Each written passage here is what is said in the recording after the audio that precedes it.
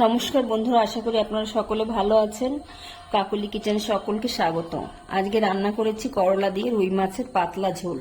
এটা গরমের সময় খেতে খুব ভালো লাগে। তাহলে চলুন কিভাবে বানিয়েছি দেখা যাক। এখানে আমি 4 পিস কাটা পোনা মাছ নুন হলুদ মাখিয়ে রেখেছি।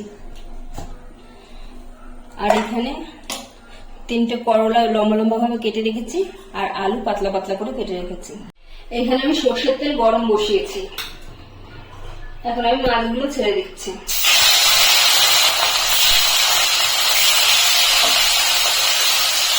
মাছগুলো এখন আমি লাল লাল করে ভেজে নেব। মাছগুলো আমি উল্টে পাল্টে ভালো করে ভেজে নিয়েছি। এখন আমি মাছগুলো তুলে নিচ্ছি।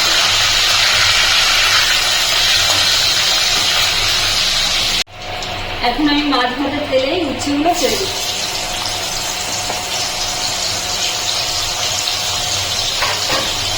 আমি উচ্ছেগুলোকেও ভালো করে ভেজে নেব। উচ্ছেগুলো আমি ভালো করে ভেজে নিয়েছি, এখন তুলে নেবো। উচ্ছেগুলোকে ভালো করে ভেজে নিতে হবে, না হলে তিতো লাগবে। আমি এখন তুলে নিচ্ছি। ওই তেলের মধ্যেই আমি ফোড়নে দিচ্ছি কয়েকটা গোটা জিরে আর রাঁধুনি। ফোড়নটা ভালো করে ফুটে গেলে আমি দিয়ে দিচ্ছি আলু। আলুটাকে আমি একটু ভেজে নেব। আলুটা আমি হালকা ভেজে নিয়েছি। এর মধ্যে আমি দিয়ে দিচ্ছি অর্ধেকটা টমেটো কুচি।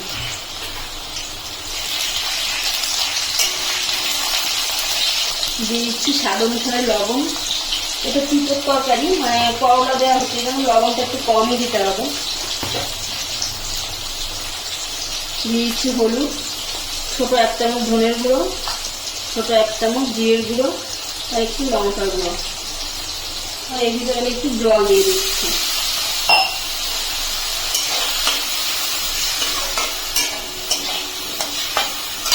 উচ্ছে করলা ভাজাটাও এর মধ্যে দিয়ে দিলাম।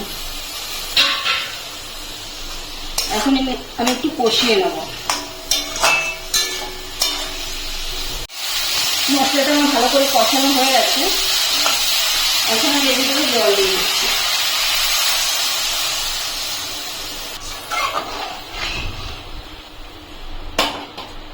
ঝোলটা ফুটে গেছে, এখন আমি মাছগুলো দিয়ে দিচ্ছি।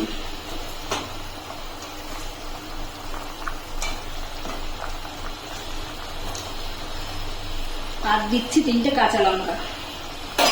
ঝালটা আপনাদের পছন্দ অনুযায়ী দেবেন। আমাদের ঝালটা বেশি খায় না, এই জন্য আমি গোটা গোটা দিয়েছি। যার লাগবে সে ডোলে ডোলে খাবে। এখন আমি ঢেকে দিচ্ছি।